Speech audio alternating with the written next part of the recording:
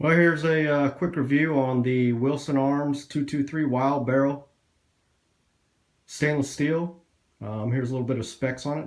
It's a 1-in-9 twist rate, 1/2 28 muzzle threaded, 750 gas block diameter.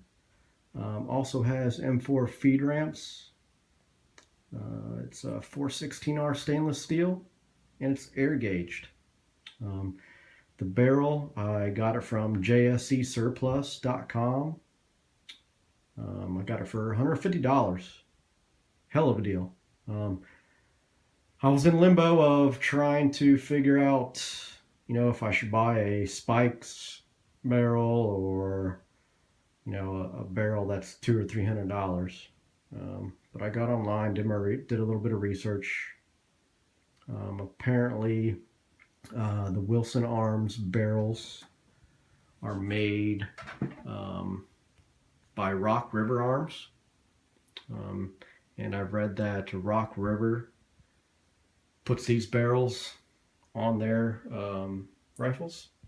I don't know how true that is, but that is what I have heard and read on numerous AR forums. I personally have not contacted Rock River and asked them who makes their barrels or which barrel do you put, which manufacturer barrel do you put on your rifles. Haven't contacted them. So if somebody wants to do that, cool. The barrel is a fantastic buy. I would recommend this barrel to anybody. It was 150 bucks, $18 shipping, got to my house in 2 days. Super quick shipping. Packed nice and neat. It was already oiled, just for corrosion resistance, but I cleaned it off, cleaned the barrel out, yada yada yada. As far as quality, I would probably rank it up there with a high quality barrel, a Spikes, Wilson Combat. One other thing. Speaking of Wilson Combat and Wilson Arms are two totally different companies. So if you ever hear anybody talking about Wilson Arms and Wilson Combat, they are not affiliated. Two totally different companies, especially price-wise. I know Wilson Combat 223 Wylde barrel, full stainless, heavy barrel, 416R stainless will probably run you in the $300, $350 range. Big difference in price. The barrel fit very nicely on my upper. There were no issues as far as fitment. It slid right into to my upper, bolted in just nicely. We'll take a look at the M4 feed ramps.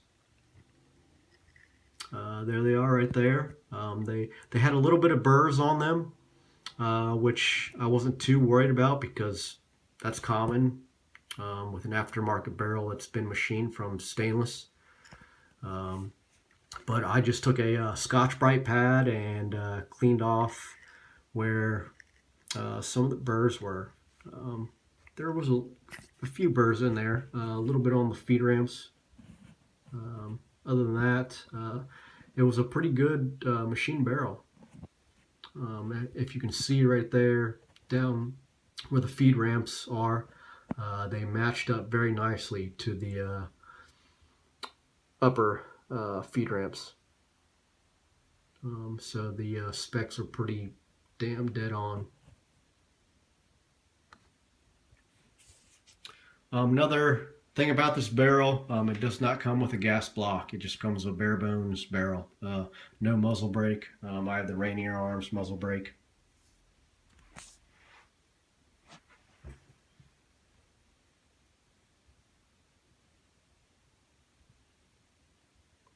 I'm trying to get a view of the barrel down in there, but very hard to do with a iPhone 6 Plus camera.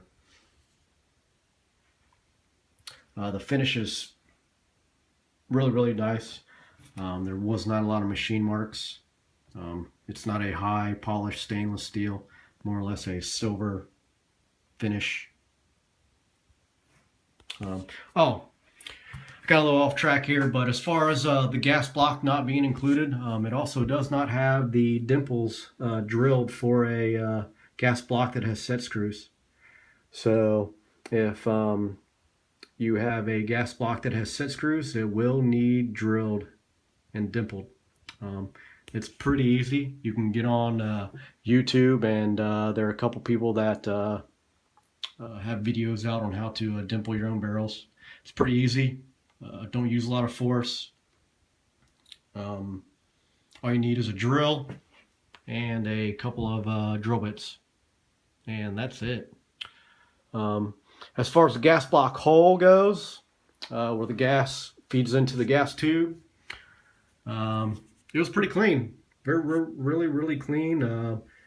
It wasn't jagged. There wasn't any burrs in it, and so forth. It was a little large, and that's a given for most barrels. The gas block hole on barrels will be a little large. But overall, I was very happy with the barrel.